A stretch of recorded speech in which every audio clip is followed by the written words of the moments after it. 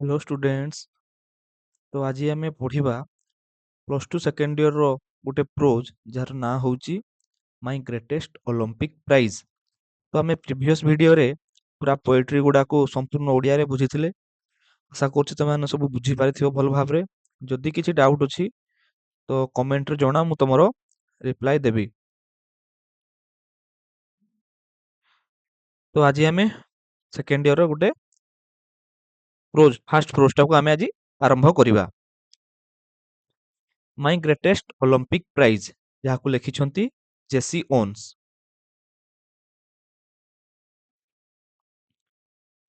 Introducing the author James Cleveland Jesse Owens. James Cleveland जे कि Jesse ons नाम रे परिचित 1913 टू 1980 जे कि 1913 मसीहा जन्म ग्रहण करी 1980 मसीहा रे मृत्युवरण करथिले। Was an American track and field athlete. से जणे अमेरिकीय ट्रैक एंड फील्ड एथलेट जे कि दौड़ प्रतियोगिता आउ अन्यान्य एथलेट खेल से भाग नौथिले। Who specialized in sprints and long jump. जे मुख्यतः भाव में कोउथरे भाग नौथिले स्प्रिंट्स क्षिप्र वेग दौड़ा को स्प्रिंट बोली कहती। एंड लॉन्ग जंप से दौड़ आउ उच्च डिया रे पार्टिसिपेट करुथले। He participated in in the 1936 summer Olympics in Berlin जे कि 1936 मसीह ग्रीष्म ओलंपिक जर्मन बर्लिन हूँ जर्मन राजधानी। 1936 मसीह ग्रीष्म ओलंपिक रे जर्मनी रे से भाग ग्रहण भाग नहीं। where he achieved international fame by winning 4 gold medals, one each in the 100 meters, 200 meters, long jump, and member of 4 into 100 meters relay race team। से कहउचंती सेठारे से अंतर्जातीय ख्याति पाइथिले केमिति ना 100 मीटर दौड़, 200 मीटर दौड़, long jump and as a member of 4 into 100 relay race होजी छुआ तांकर सब टीम थाए। गोटे प्लेयर 100 मीटर दौड़िबो आउ गोटे प्लेयर 100 मीटर दौड़िबो एमती तांकर 400 मीटर रेस थाए। से माने भाग भाग होइकी दौड़ंती। सेई टीम रो से जणे मेंबर थिले। आशा करछु ए जाय बुझी पारिथिबो। ଏବେ ଦେଖିବା warm up. The Olympic Games is the world's foremost sports competition featuring summer and winter sports in which athletes from all over the world participate in a variety of competitions। से कहउचंती Olympics games. Olympic game रो इतिहास होची ये प्रथमे Greek देश रु start हेतिला।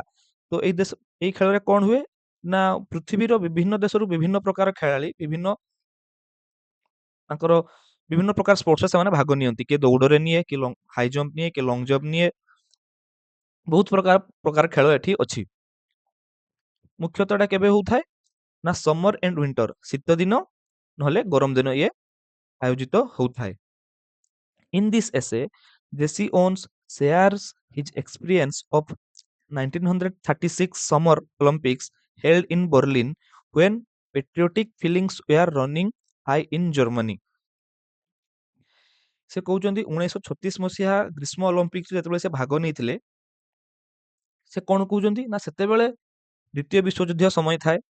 तो सेतेबेले देशभक्ति patriotic होउची देशभक्ति देशभक्तिर जो भाव जर्मनी रे बहुत उच्चारे थाए। समस्त देश प्रति समर्पित थांती। However Owens did not bother जेमिति भाबरे हो बदर होची भांगी पड़िबा। As he trusted in his ability सेतेबेले जर्मनी रे जो हिटलर शासक थांती से एकछत्रवादी शासन चलाउ थांती। से भाबुथांती सी का सुपीरियर आउ समस्ते इनफेरियर। तो से भलिया कंडीशन रे जेसी ओन्स केबे भांगी पड़ी नथिले। As he trusted his ability निज उपरे विश्वास से रखिथिले निजर काबिलियत को भरोसा से रखिथिले। He tells his stunning story about forging a lasting friendship with a German, putting differences aside for the love of the games। सी एही स्टोरी रे कोन वर्णना करिसंती ना सब किछि भूली से कहा सहित ना गोटे जर्मन युवक सह ମାନେ ଲଙ୍ଗ ଲାଷ୍ଟିଂ ଫ୍ରେଣ୍ଡସିପ୍ କେମିତି ସେ ଗଢିଥିଲେ ତା ବିଷୟରେ ସେ ଆଲୋକପାତ କରିଛନ୍ତି। Read the following unit, the text, and note how Owens reacted to the performance of his rival. ସେ କହୁଛନ୍ତି read the following text, ନିମ୍ନୋକ୍ତ ଟେକ୍ସଟିକୁ ପଢ ଆଉ କେମିତି ସେ ରିଆକ୍ଟ କରିଛନ୍ତି, କେମିତି ସେ ବର୍ଣ୍ଣନା କରୁଛନ୍ତି to the performance of his rival. ତାଙ୍କର ଯୋଉ ରାଇଭଲ ଥିଲା, ରାଇଭଲ ଶତ୍ରୁ ନୁହେଁ, ତାଙ୍କର ଯୋଉ କମ୍ପିଟିଟର ଥିଲେ, ପ୍ରତିଦ୍ୱନ୍ଦ୍ୱୀ, ତାଙ୍କ ବିଷୟରେ ସେ ତାଙ୍କ ପ୍ରତିଦ୍ୱନ୍ଦ୍ୱୀଙ୍କ ପରଫର୍ମାନ୍ସ ବିଷୟରେ ସେ ଆଲୋଚନା କରିଛନ୍ତି। ଏବେ ଦେଖିବା ଟେକ୍ସଟ। ଆଶା କରୁଛି ପିଲେ ଏ ଯାଏଁ ବୁଝିପାରିଥିବ। Text. It was the summer of 1936, କହୁଛନ୍ତି 1936 ମସିହାର ଗ୍ରୀଷ୍ମ ଋତୁ। Olympic games were being held in Berlin. Olympic game କୋଉଠି ଆୟୋଜିତ ହେଇଥିଲା ନା ବର୍ଲିନ, ଯୋଉଟା କି ତୁମକୁ ମୁଁ କହିଲି ଜର୍ମାନୀ ଦେଶର ରାଜଧାନୀ ହଉଛି Berlin. Because Adolf Hitler childishly insisted that his performers were member of a master race. Master race ହଉଛି, ରେସ୍ ମାନେ ହଉଛି ଏଠି ତମର ଯୋଉ ଜାତି ଭାବନା ମାନେ ଜାତିବାଦ, କଳା ଗୋରା ନେଇକି ଭେଦଭାବ, ତାକୁ ଏଠି ରେସ୍ ବୋଲିକି କୁହାଯାଇଛନ୍ତି। ସେ ଥିଲେ ନାଜି ଦଳର ନେତା। ତ ନାଜି ଦଳ କଣ ଭାବୁଥାନ୍ତି ନା ସେମାନେ ସେମାନେ ଗୋରା ଲୋକ ନା, ସେମାନେ ଗୋରା ଲୋକ, ତ ସେମାନେ ଭାବୁଥାନ୍ତି ଆମେ ଗୋରା, ଆମେ ହେଲୁ ମହାନ। ତ ଯିଏ ବି ଅଲଗା ସବୁ ଅଲଗା ଜାତିରେ ଅଲଗା କଲର ଲୋକମାନଙ୍କୁ ସେମାନେ ବହୁତ ହୀନ ନଜରରେ ଦେଖୁଥାନ୍ତି।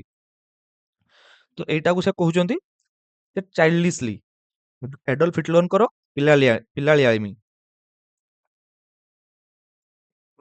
members of a master race, nationalistic feelings were at an all time high।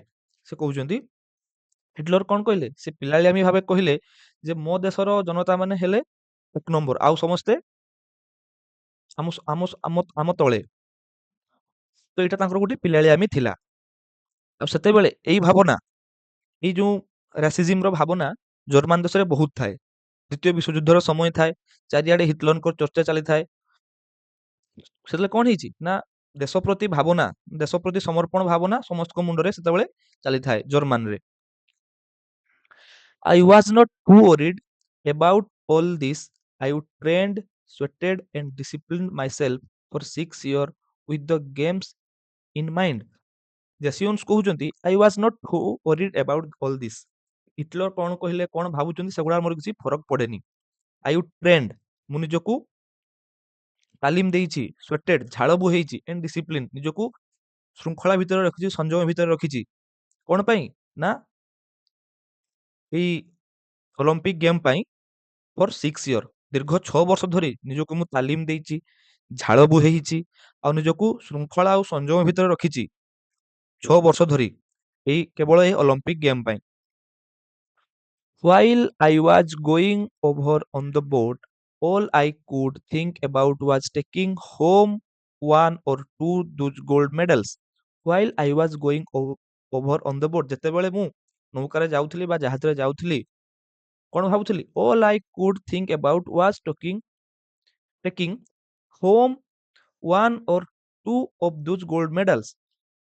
ମୁଁ ମନେ ମନେ ଭାବୁଥିଲି ମୁଁ ଘରକୁ ନେଇ ଯିବି, ଘର ହଉଛି ଛୁଆ, ଘର ନୁହେଁ, ଏଠି ଦେଶ, ଏଠି ଘର ହୋମ କୁହାଯାଇଛି, ଦେଶକୁ କୁହାଯାଇଛି। ମୁଁ ମୋ ଦେଶକୁ ଆଟଲିଷ୍ଟ ଗୋଟେ କି ଦୁଇଟା ମେଡାଲ ମୁଁ ନେଇକି ଯିବି, କାରଣ ସିଏ ଦୌଡ଼ରେ ଭାଗ ନେଇଛନ୍ତି ଆଉ ଲଙ୍ଗ ଜମ୍ପରେ ବି ଭାଗ ନେଇଛନ୍ତି।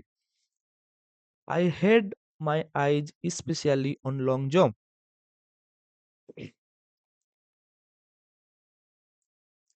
I had my eye especially, ତାଙ୍କର ମୁଖ୍ୟ ନଜର କୋଉଠି ଥିଲା ନା ଦୂର ଡିଆଁରେ, ଲଙ୍ଗ ଜମ୍ପ, କିଏ କେତେ ବାଟ ଡେଇଁ ପାରୁଛି। I had my eye especially on the long jump। ମୋର ମୁଖ୍ୟ ଲକ୍ଷ୍ୟ କୋଉଠି ଥିଲା ନା ଲଙ୍ଗ ଜମ୍ପରେ ଥିଲା। A year before, as a university student, I would set the world record of 26 feet 8 1/4 inches। ସେ କଣ ପାଇଁ ଆଶାବାଦୀ ଥିଲେ ନା ଗୋଟେ ବର୍ଷ ପୂର୍ବରୁ ଏଜ ଏ ୟୁନିଭର୍ସିଟି ଷ୍ଟୁଡେଣ୍ଟ, ବିଶ୍ୱବିଦ୍ୟାଳୟର ଛାତ୍ର ହିସାବରେ ସେ ୱାର୍ଲଡ ରେକର୍ଡ କରିଥିଲେ, ବିଶ୍ୱ ରେକର୍ଡ କରିଥିଲେ। କେମିତି ନା 26.8/4 ଇଞ୍ଚେସ୍ ଡେଇଁ ସିଏ ମାନେ ଲଙ୍ଗ ଜମ୍ପରେ ସେ ରେକର୍ଡ ସୃଷ୍ଟି କରିଥିଲେ। Everyone kind of expected me to win that Olympic event hands down। ସମସ୍ତେ ଭାବୁଥିଲେ ମୁଁ ଯୋଉ 6 ଫୁଟ 26 ଫୁଟ 8 ପୂର୍ଣ୍ଣ 1 ବିଭକ୍ତ 4 ଯୋଉ ଇଞ୍ଚେସ୍ ମାନେ 6 ଫିଟ୍ 81/4 ଇଞ୍ଚେସ୍ ଯୋଉ ସେ ଡେଇଁଲେ ସମସ୍ତେ ଭାବିଲେ କଣ ନା ଅଲମ୍ପିକରେ ଗୋଲ୍ଡ ଜିତିବା ଲଙ୍ଗ ଜମ୍ପରେ ବେ ମୋ ହାତ ପାଆନ୍ତାରେ। I was for a surprise ମୁଁ ଟିକେ ଆଶ୍ଚର୍ଯ୍ୟ ହେଇଗଲି। When the time came for the long jump trial ଯେତେବେଳେ ଲଙ୍ଗ ଜମ୍ପରେ ଟ୍ରାଏଲ ଆସିଲା ତ ତାଙ୍କର ଫାଇନାଲ ଅଲମ୍ପିକରେ କଣ ହୁଏ ପିଲା ତାଙ୍କର ଫାଇନାଲ ଇଭେଣ୍ଟ ପୂର୍ବରୁ ତାଙ୍କର ଗୋଟେ ପ୍ରାକ୍ଟିସ ସେସନ ଥାଏ ଟ୍ରାଏଲ ସେସନ ଯେଟାକୁ କୁହନ୍ତି। ତ ସେ ଟ୍ରାଏଲ ସେସନରେ ସିଏ ଆଶ୍ଚର୍ଯ୍ୟ ହେଇଗଲେ କଣ ପାଇଁ ଆଶ୍ଚର୍ଯ୍ୟ ହେଇଗଲେ I was startled to see a tall boy hitting the pit at almost 26 feet on his practice leaps. Startled ହଉଛି ମାନେ ଗଭୀର ଭାବରେ ଆଶ୍ଚର୍ଯ୍ୟ ହେଇଯିବା। ସେ ଗଭୀର ଭାବରେ ଆଶ୍ଚର୍ଯ୍ୟ ହେଇଗଲେ କଣ ଦେଖିକି ନା ଗୋଟେ ଲମ୍ବା ବାଳକ ଗୋଟେ ଲମ୍ବା ଯୁବକଟେ କଣ କରୁଛି ନା ତାର ପ୍ରାକ୍ଟିସ ସେସନରେ ସେ ଅଲମୋଷ୍ଟ 26 ଫୁଟ ସେ ଡେଇଁ ଦଉଛି କେବଳ practice ସେସନରେ। He turned out to be a German named Lojlong. ସେ ଜାଣିବାକୁ ପାଇଲେ ନା ସେ ଗୋଟେ ଜର୍ମାନ ବୟ ଯାହାର ନାମ ହଉଛି ଲଜଲଙ୍ଗ। I was told that Hitler had kept him under wraps. ତାକୁ କୁହାଗଲା ଜେସିଓନ୍ସକୁ କୁହାଗଲା ଯେ ଲଜଲଙ୍ଗକୁ କିଏ ଲଜଲଙ୍ଗକୁ ଘୋଡେଇକି ରଖିଥିଲେ ହିଟଲର ଘୋଡେଇକି ରଖିଥିଲେ ଏଭିଡେଣ୍ଟଲି ମାନେ ସିକ୍ରେଟଲି ଭାବେ ଘୋଡେଇ ରଖିଥିଲେ evidently hoping he would win the jump ଏଇ ଆଶାରେ କଣ ପାଇଁ ନା ସେ ଲଜଲଙ୍ଗ ଜମ୍ପଟାକୁ ଜିତିଯିବେ ବୋଲି ଅଲମ୍ପିକରେ ଲଙ୍ଗ ଜମ୍ପ କମ୍ପିଟିସନ ଜିତିଯିବେ ବୋଲି ତାଙ୍କୁ ହିଟଲର ଲୁଚେଇକି ରଖିଥିଲେ। I suppose that if Long on ମୁଁ ଭାବିଲି ଯଦି ଲଜଲଙ୍ଗ ଜିତି ଯିବେ it would add some new support to the Nazis Aryan superiority theory। ସେ ଭାବିଲେ ଯଦି ଲଜଲଙ୍ଗ ଜିତିଯିବେ ତ ଏଇ ଯୋଉ ଜିତାପଣଟା କଣ କରିବ ନା ତାଙ୍କୁ ସପୋର୍ଟ କରିବ କାହାକୁ ହିଟଲରଙ୍କର ଯୋଉ ଥିଓରି ନାଜି ଆରିଆନ ସୁପରିୟରିଟି କେବଳ ନାଜି ମାନେ ହେଲେ ସୁପରିୟର ଆଉ ସମସ୍ତେ ହେଲେ ଇନଫେରିୟର ତ ସେଇ ଯୋଉ ଥିଓରିକୁ ଆଉ ଟିକେ ଇଏ ସପୋର୍ଟ କରିବ। After all I am a Negro କାରଣ ଜେସିଓନ୍ସ ଏକଥା କଣ ପାଇଁ ଭାବିଲେ ନା ଜେସିଓନ୍ସ ଗୋଟେ ନିଗ୍ରୋ ଥିଲେ ନିଗ୍ରୋ ମାନେ ମୁଖ୍ୟତଃ କଳା। A little hot under the collar about Hitler's ways ଆଉ ହିଟଲରଙ୍କର ଏଇ ଯୋଉ ରାସ୍ତାରେ ସିଏ ସାମାନ୍ୟ ମାତ୍ର ପ୍ରତିବନ୍ଧକ। I determined to go out there and really show Der Führer and his master race who was superior and who was not। ସେ କହୁଛନ୍ତି ଯେହେତୁ ସେ ନିଗ୍ରୋ ତାଙ୍କ ମନ ଭିତରେ ଟିକେ ଆଶଙ୍କା ଆସିଲା। ସେ କହିଲେ a little hot under the collar about Hitler Jews Hitler ଏତେ ବଡ ସେ ଗୋଟେ ଦେଶକୁ ଚଲଉଛନ୍ତି ମୁଁ ତ ଗୋଟେ ଏ ଯେ ୟଙ୍ଗ ଆଥଲେଟ ତ ମୁଁ ତାଙ୍କର କଣ ବିଗାଡି ପାରିବି ସେ ସେଇ ନିଜକୁ କହିଲେ ମୁଁ ତ ଗୋଟେ ନିଗ୍ରୋ ଆଉ ହିଟଲରଙ୍କ ରାସ୍ତାରେ ମୁଁ ଗୋଟେ ସାମାନ୍ୟ ମାତ୍ର ପ୍ରତିବନ୍ଧକ। ତାପରେ ସେ ଡିସାଇଡ କଣ କଲେ ନା I determine to go out there ସେ ନିଜକୁ ଯେ ମନକୁ ଦୃଢ କଲେ ଆଉ କହିଲେ ମୁଁ ସେଠିକୁ ନିଶ୍ଚୟ ଯିବି ଏଣ୍ଡ ରିଏଲି ସୋ ଡାର ଫରହାର ହଉଛି ଗୋଟେ ମାନେ ଜର୍ମାନ ଲାଙ୍ଗୁଏଜ ଜର୍ମାନର ମୁଖିଆଙ୍କୁ ଜର୍ମାନର ମୁଖ୍ୟ ଶାସକଙ୍କୁ ଡାର ଫରହାର କୁହାଯାଏ। ସେ କହୁଛନ୍ତି ମୁଁ ଯିବି ଆଉ ସେଇ ଜର୍ମାନୀର ଏକଛତ୍ରବାଦୀ ଶାସକ ଡର ଫରହରକୁ ଦେଖେଇବି and his master race who was not superior and who was not ମୁଁ ସେଠାକୁ ଯିବି ଆଉ ତାଙ୍କ ଶାସକ ଆଉ ତାଙ୍କର ଉଚ୍ଚ ଜାତିଙ୍କୁ ମୁଁ ଦେଖେଇମି କିଏ ସୁପେରିୟର ଆଉ କିଏ ନୁହେଁ। ଆଶା କରୁଛି ପିଲାମାନେ ଏଯାଏଁ ବୁଝିପାରିଥିବ। ଯଦି କିଛି ଡାଉଟ୍ ଅଛି ତ ମତେ ଜଣେଇବ କମେଣ୍ଟରେ ଜଣେଇବ ମୁଁ ତମକୁ ରିପ୍ଲାଏ ଦେବି। ରହିଲି ଜୟ ଜଗନ୍ନାଥ।